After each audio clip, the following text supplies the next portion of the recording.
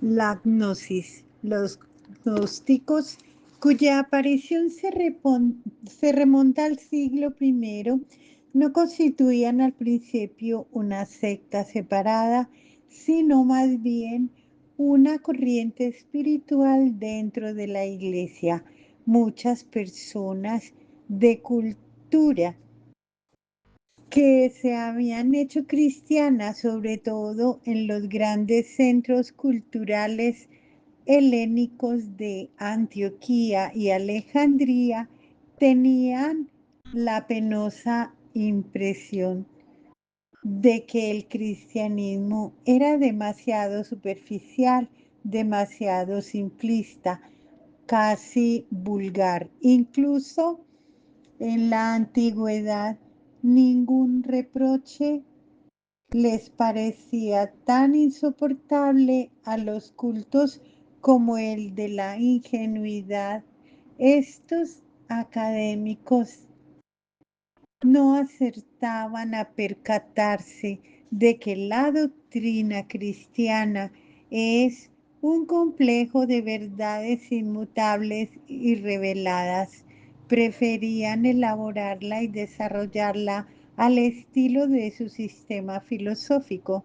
Esto justamente lo que la palabra gnosis significa, un conocimiento más profundo.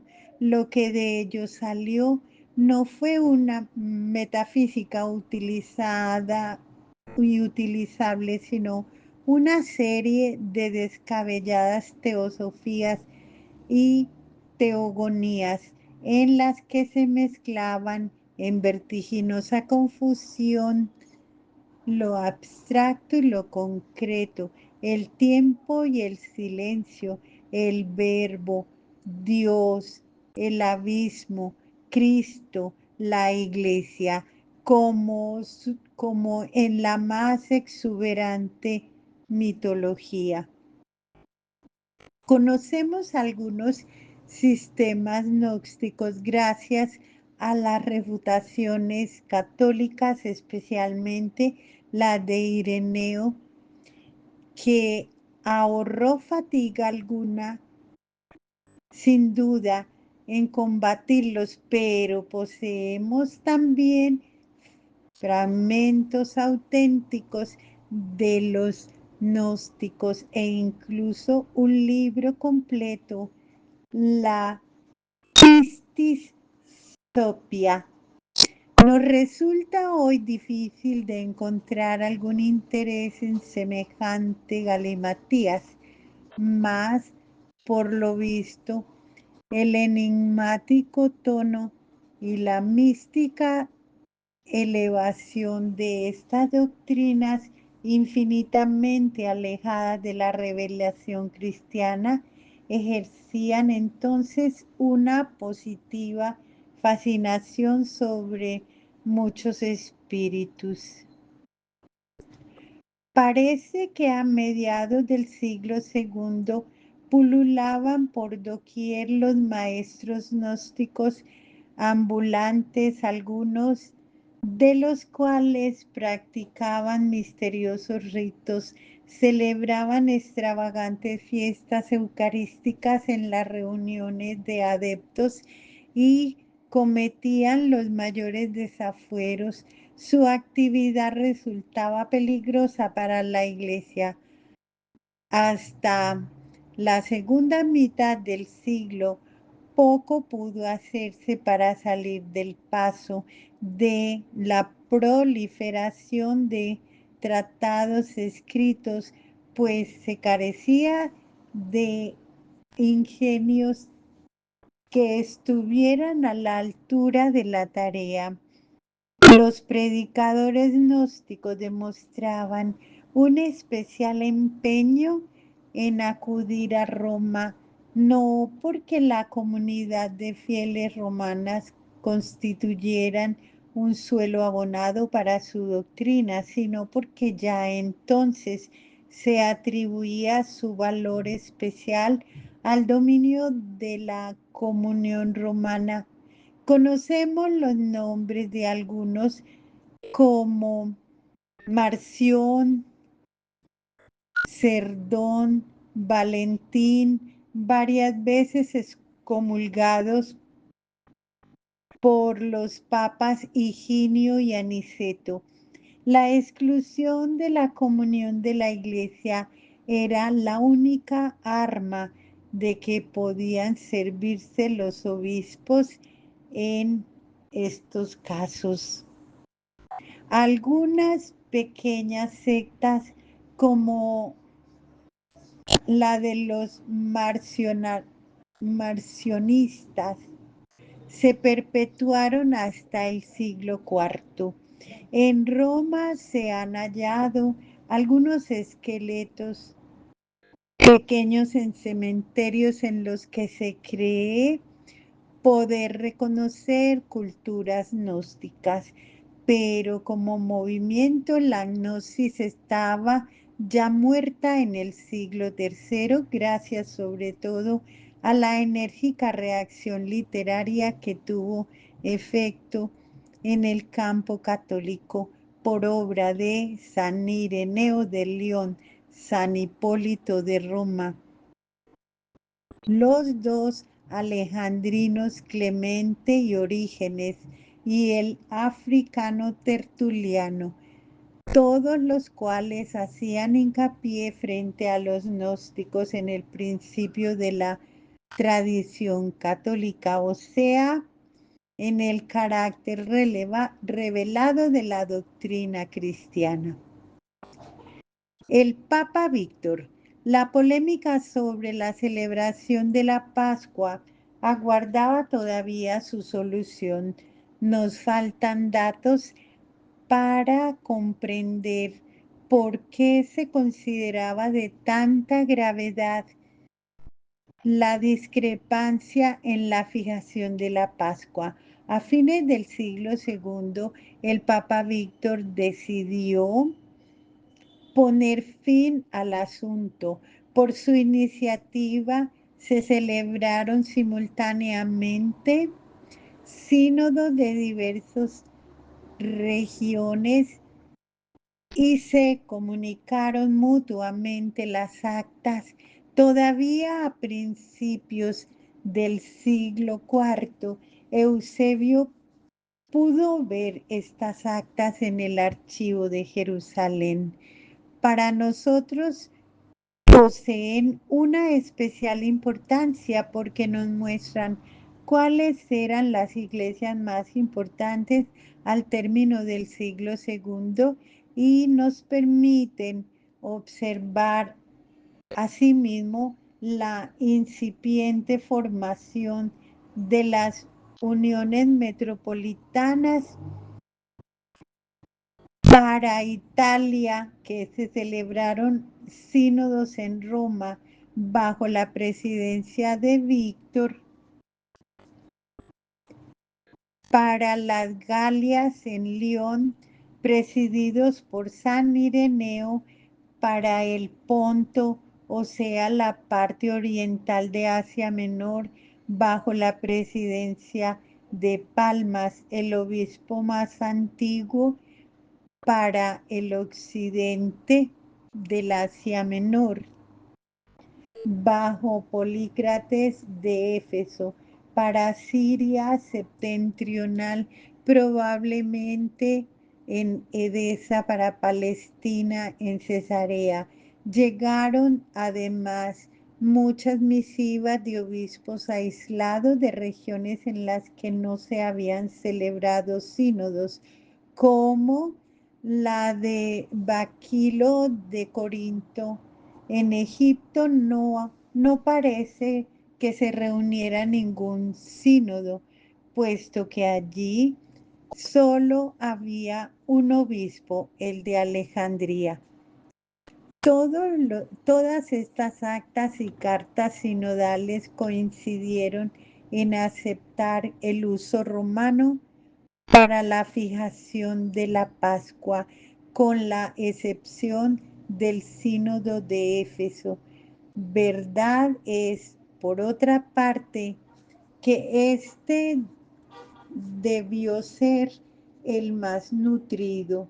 Eusebio nos ha conservado la epístola del obispo Polícrates al Papa Víctor, concebida en un tono muy arrogante, con el proceder característico de la iglesia de aquel tiempo, de pasar sin más ni más por las más extremas medidas.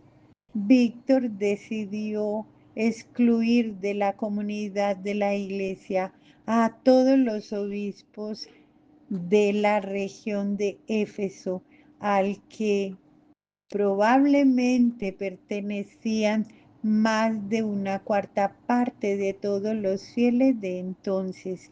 El desconcierto fue general.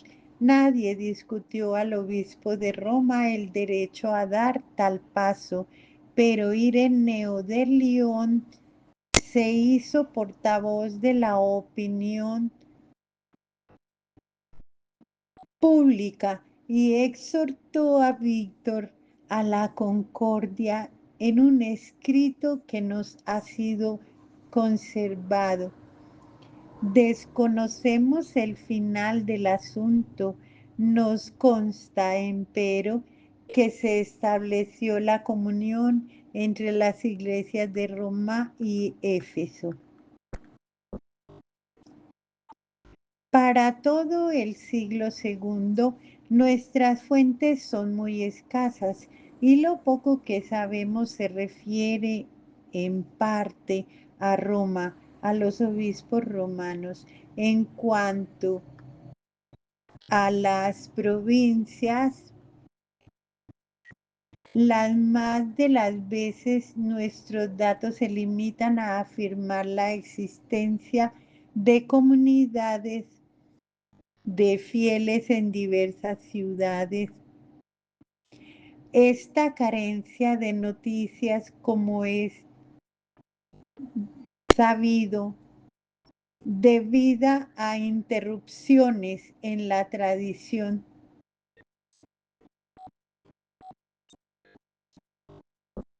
no se escapa sino en la escasa importancia de las iglesias. Las comunidades contaban aún con muy pocos miembros y no mantenían entre sí una comunicación tan activa como la que se estableció más tarde. Había aún pocos problemas que conmovieran a la iglesia entera. Las cosas cambiaron. En el siglo tercero aumenta el número y sustancia de las fuentes hasta el punto de que en muchos aspectos estamos mejor enterados de la historia eclesiástica del siglo tercero que de la historia imperial contemporánea. La producción literaria cristiana supera casi en volumen a la pagana. Conocemos mejor al Papa Calixto que al emperador Alejandro Severo, su contemporáneo, y poseemos una imagen más viva y completa del Papa Cornelio y del obispo Cipriano de Cartago que de los emperadores de su tiempo, Decio, Galo y Valeriano. La escuela de Alejandría. En Alejandría, el gran emporio de la cultura helenística y centro del antiguo comercio de libros, había surgido a fines del siglo segundo una especie de academia cristiana, la llamada escuela catequética. Sabemos muy poco de su organización exterior, pero conocemos su gran número de maestros y discípulos, algunos de los cuales fueron más tarde obispos. Nada ha quedado de los escritos del fundador de la escuela, Orígenes, Ambos estaban en la cumbre de la cultura de su tiempo y estaban sobre todo familiarizados con la filosofía griega. Su empeño en dar una fundamentalización filosófica a la doctrina cristiana les indujo a dar más de un paso en falso. Orígenes, sobre todo, fue una tarde objeto de una tajante repulsa de parte de los padres de la Iglesia, llegando incluso a condenarlo en diversos concilios, como en el Quinto Ecuménico del año 553. Por lo demás, ya en vida, entró en conflicto con su obispo y tuvo que abandonar Alejandría. Se trasladó a Cesarea de Palestina, donde fundó una biblioteca cristiana que fue luego utilizada por Eusebio. Orígenes no tuvo jamás la intención de desviarse de la doctrina de la Iglesia. En su juventud se había dirigido a Roma para visitar esta antiquísima iglesia, como dice Eusebio. Su propósito era evidentemente estudiar las doctrinas que allí se enseñaban. Después de su deposición por el obispo de Alejandría, intentó defender su ortodoxia en una carta al Papa Fabiano. Orígenes es el primer teólogo cristiano de gran estilo, aunque acaso su valor sea sobreestimado por algunos autores modernos. Sin duda alguna, ejerció un estimulante efecto sobre la teología posterior, si bien no puede ni en mucho compararse con San Agustín para emitir sobre él un juicio definitivo. Tendríamos que poseer la totalidad de sus obras, muchas de las cuales se han perdido. Tertuliano. En la segunda mitad del siglo II surgió en Frigia un movimiento profético ascético, cuyas repercusiones se hicieron sentir también en Occidente. La secta es conocida con el nombre de montanismo por su fundador Montano. Los obispos del Asia Menor la rechazaron ya desde un principio. La escuela romana se mantuvo durante un tiempo a la expectativa y solo el Papa Severino, sucesor de Víctor a principios del siglo III, se decidió a romper la comunión eclesiástica con los montanistas. Este paso provocó el disgusto del cartaginés Tertuliano, que por su parte rompió con la iglesia y fundó en Cartago una comunidad montanista. Tertuliano se había convertido al cristianismo en el año 196, siendo ya un hombre maduro, y seguidamente inició una intensa actividad literaria. Escribía en un latín de lo más personal, extraordinariamente expresivo, muy próximo a la lengua viva de la conversación, por lo que no siempre nos resulta de comprensión fácil. Fue el primer escritor cristiano que se sirvió de la lengua latina, elevándola a la categoría de lengua literaria cristiana. Tertuliano no es un pensador y un investigador como Orígenes. Es combativo, chispeante, ingenioso, pero su sarcasmo es siempre cáustico. Lo mismo si sus víctimas son gentiles o herejes, o en su última época, católicos.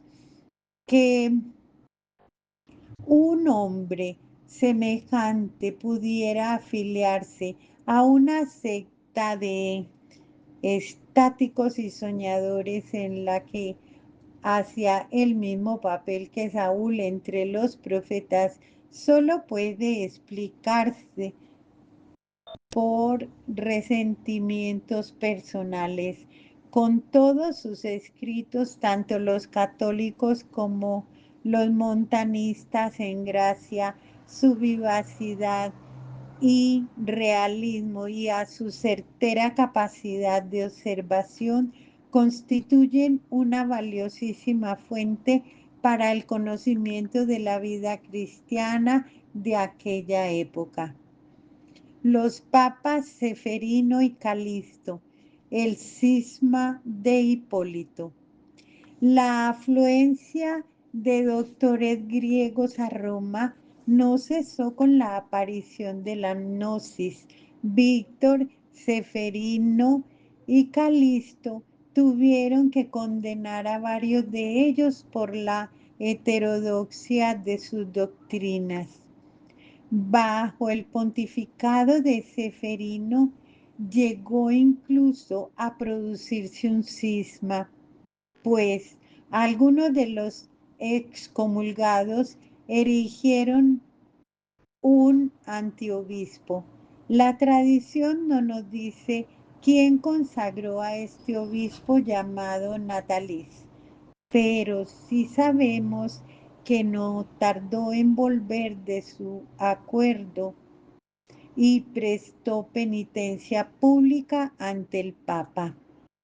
Más grave fue el cisma que estalló poco después de la muerte de Seferino en el año 217, dado el prestigio de su promotor, el presbítero romano Hipólito. Hipólito era el mejor teólogo que poseía entonces la Iglesia romana. Pertenece al número de los grandes escritores cristianos que aparecieron en el giro del segundo al tercer siglo: Ireneo, Clemente, Tertuliano y Orígenes. Se han perdido, sin embargo, la mayor parte de sus escritos, compuestos en lengua griega. A juzgar por los fragmentos conservados, publicó también mucho de mediocre. Era de más edad que Orígenes y cuando éste visitó a Roma, oyó predicar a Hipólito, quien no se olvidó de advertir a los oyentes la presencia del famoso Alejandrino. Bajo el pontificado de Severino, observó Hipólito con disgusto cómo el diácono Calisto, que le era muy antipático, fue ganando cada vez más el favor del Papa. Según las propias palabras de Hipólito, Calisto había conseguido embaucar por completo al anciano obispo. Entre otras cosas, Seferino confió al hábil diácono que en su juventud había regentado un negocio de banca y la administración del cementerio de la Vía Apia, que aún hoy lleva su nombre. Cuando a la muerte de Seferino, Calisto se nos Calisto fue nombrado papa. Se produjo la ruptura. En su invectiva contra Calisto, que se nos ha conservado, Hipólito observa un curioso silencio con sobre la causa de la separación de la iglesia. Parece que Calisto le invitó a justificarse sobre un punto doctrinal y al negarse a ello, el amargado teólogo lo fulminó con la excomunión. Pero Hipólito no era un nataliz. Recogió el guante, organizó una comunidad rival y abrumó de insultos a Calisto y a los calistianos, causándoles mucha culpa de que se habían relajado moralmente y de las más bajas intenciones. Calisto sufrió el martirio el 14 de octubre del año 222. El cisma se perpetuó bajo sus sucesores Urbano y Ponciano. El anciano cismático no se reconcilió con el Papa hasta el año 235, cuando juntamente con Ponciano fue deportado a Cerdeña. Su cadáver fue trasladado a Roma y sus amigos le erigieron una estatua en su cementerio de la Vía Tiburtina, un honor del todo inusitado en la antigüedad cristiana. En el zócalo de la estatua hoy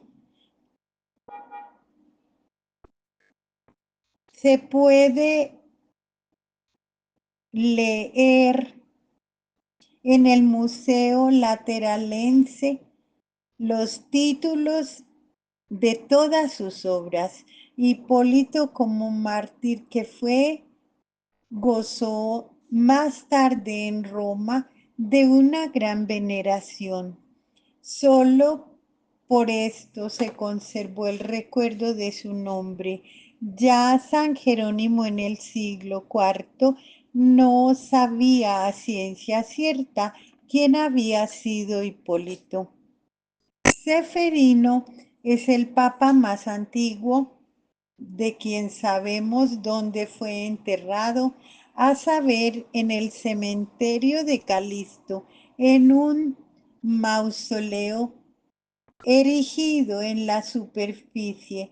Ponciano fue inhumado en el mismo cementerio, en la cripta papal subterránea que su sucesor hizo construir. Es el primer papa del que se ha conservado el epitafio.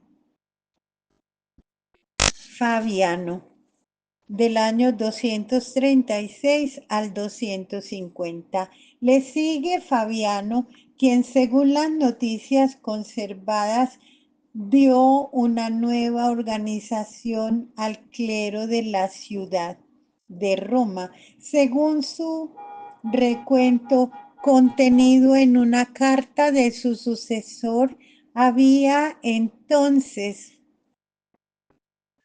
en Roma 46 presbíteros, 7 diáconos, 7 subdiáconos, 42 acólitos y 52 otros clérigos menores. No podemos decir si entre los cristianos, si remonta a Fabiano o si es aún más antigua la distribución de los presbíteros entre las distintas iglesias de la ciudad, los llamados títulos, que en Roma había varias comunidades de culto, a diferencia de otras ciudades donde el servicio divino se celebraba en una iglesia única. Lo atestigua ya Justino. Fabiano murió el 20 de enero de 250 como uno de los primeros mártires de persecución de Decio, y la sede romana quedó vacante más de un año. las tres grandes vacantes de que tenemos noticia en la antigüedad después de 250 y 258 y 304 coinciden con las últimas tres grandes persecuciones. Fuera de estos casos, el obispo de Roma era regularmente consagrado el primer domingo después del fallecimiento de su antecesor. Cornelio. Cuando fue elegido Cornelio a primeros del 251, la persecución había prácticamente terminado, pero inmediatamente después de su elección se produjo en Roma un cisma. El presbítero Novaciano, un notable escritor del que se ha conservado un libro sobre la Trinidad, se hizo también consagrar obispo y se levantó con la pretensión de fundar una iglesia reformada. El punto en que hacía particular hincapié era que los que en la persecución habían dado muestras de flaqueza, los llamados lapsus o apóstatas, fueran excluidos para siempre de la comunidad eclesiástica. El problema de los lapsus había provocado dificultades en muchos lugares. Su número era demasiado grande para que pudiera ser de otro modo. Varios obispos, entre ellos el de Antioquía, tenían miedo de que si se absolvía a todos con el único requisito de someterse a la penitencia en la forma tradicional, se crearía un funesto precedente para el caso de que se repitieran las persecuciones. En Cartago concurría además una circunstancia especial. En la práctica penitencial de entonces era habitual que el pecador solicitara al obispo que le designara abogados. Ello constituía una especie de rito por el que se daba expresión a la humildad que embargaba el ánimo del penitente. Para esta función de abogados o intercesores de los lapsos eran elegidos con preferencia profesores, o sea, cristianos que en las persecuciones habían sufrido por su fe. Pues bien, en Cartago había un grupo de confesores que, muy orgullosos de la firmeza demostrada, no distinguían ya entre intercesión y absolución y readmitían por sí mismos los lapsos a la comunión, sin tener para ello poderes del obispo. El abuso llegó a tal extremo que el obispo San Cipriano tuvo que excomulgar a algunos de este grupo, causantes también de otras perturbaciones, y entre ellos estaba el clérigo Novato. Novato organizó un cisma y se puso en relación con Novaciano en Roma. No deja de ser extraña la unión de dos cismáticos, puesto que en la cuestión penitencial cada uno de ellos defendía principios totalmente opuestos y en lo único que coincidían era en la desobediencia a sus respectivos obispos. Los obispos Cornelio de Roma, Cipriano de Cartago y Dionisio de Alejandría se esforzaron por medio de numerosas cartas, varias de las cuales se han conservado, a informar de la situación a los restantes obispos, en especial a Fabio de Antioquía, que al principio había adoptado una actitud vacilante. Sus esfuerzos tuvieron éxito y el movimiento cismático fue atajado. De todos modos, la pequeña secta de los novacianos se perpetuó hasta el siglo V. El sacramento de la penitencia en la antigüedad. Los prejuicios con que muchos autores modernos abordan el estudio de la antigua práctica penitencial les inhabilita para comprender la historia de este sacramento. Los hay, en efecto, que parten de planteamientos puramente polémicos, por ejemplo, de la cuestión de cuándo se introdujo la confesión auricular. Otros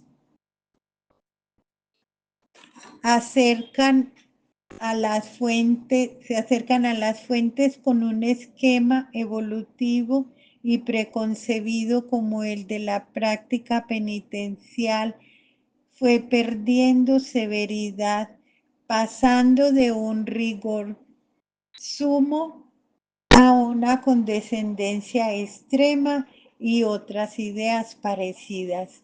Hay que observar en primer lugar que en la antigüedad la penitencia era una práctica extraordinariamente frecuente.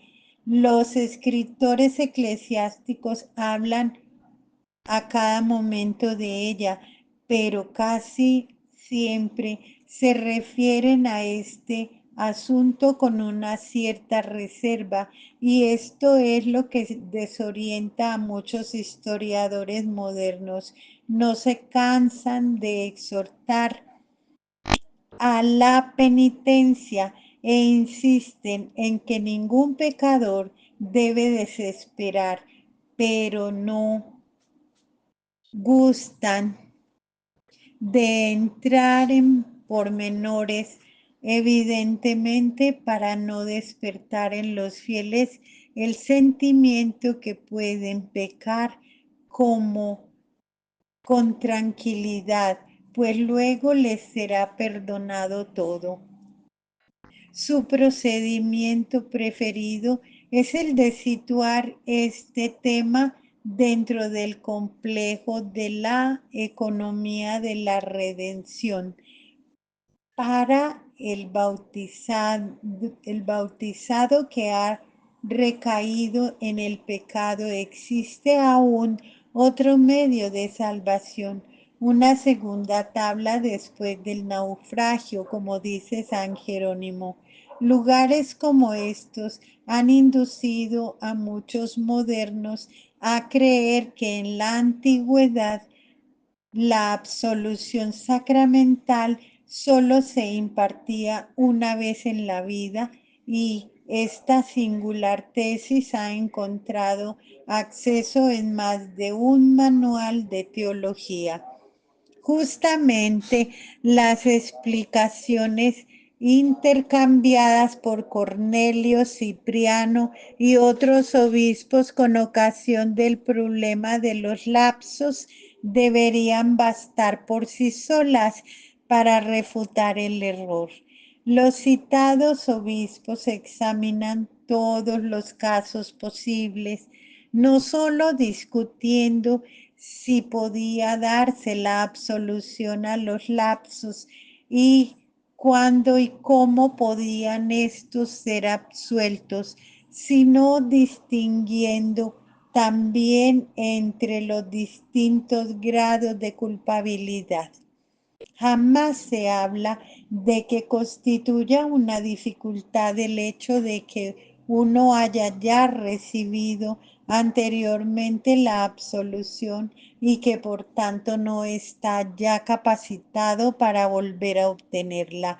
Y sin embargo es evidente que esta dificultad debía plantearse, a no ser que todos los apóstatas hubieran sido niños inocentes. Lo cierto es que la práctica penitencial antes del siglo IV no estaba aún regulada por normas generales o solo estaba en muy pequeña medida.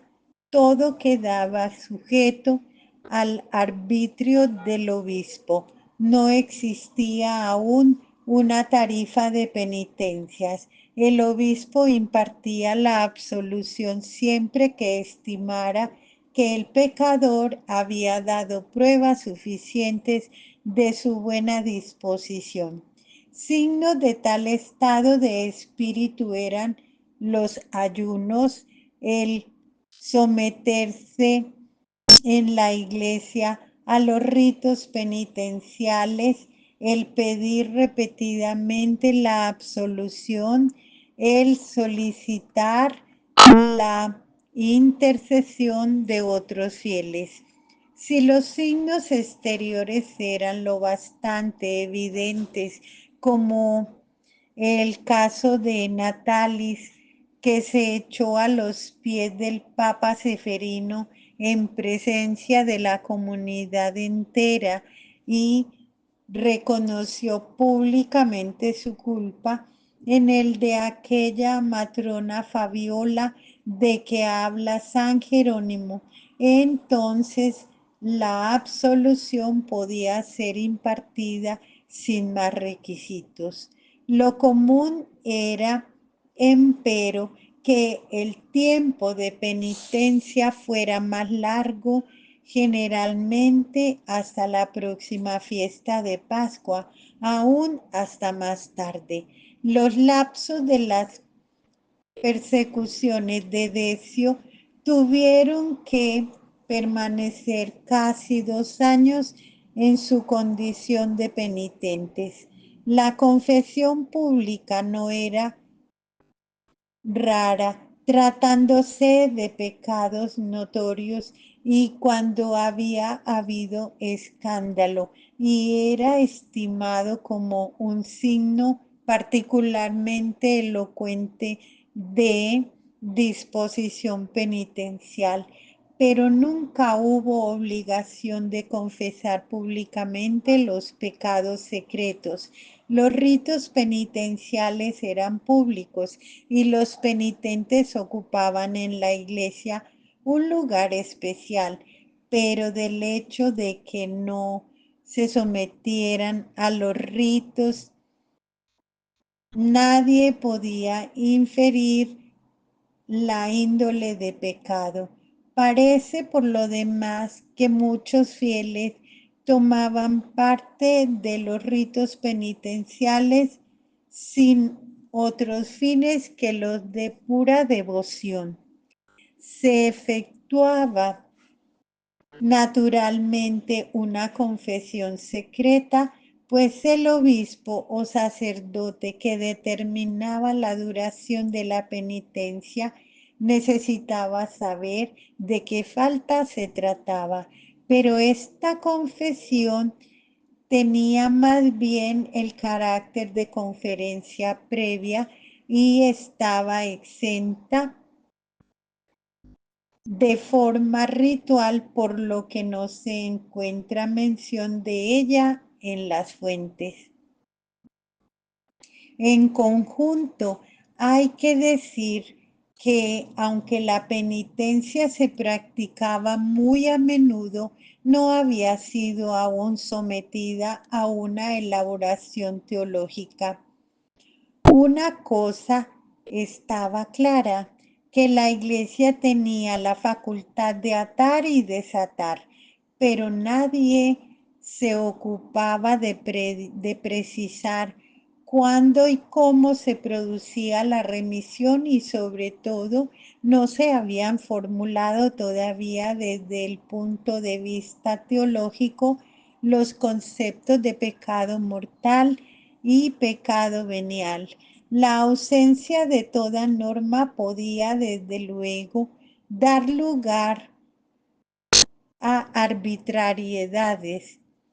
Cuando Tertuliano declara irremisibles los tres pecados llamados capitales, homicidio, idolatría y adulterio, no hace sino expresar una opinión particular que no adoptó hasta que se hubo inclinado al montanismo. Pero San Cipriano nos informa acerca de algunos obispos contemporáneos que se negaban a absolver a los culpables del pecado de impureza.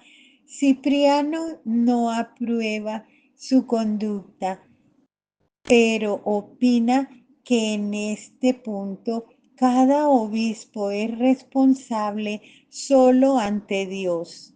A la inversa, Orígenes reprochaba a algunos refiriéndose con toda seguridad a los obispos el que perdonen todos los pecados a cambio de una simple oración, o sea, sin imponer un plazo prudencial de penitencia.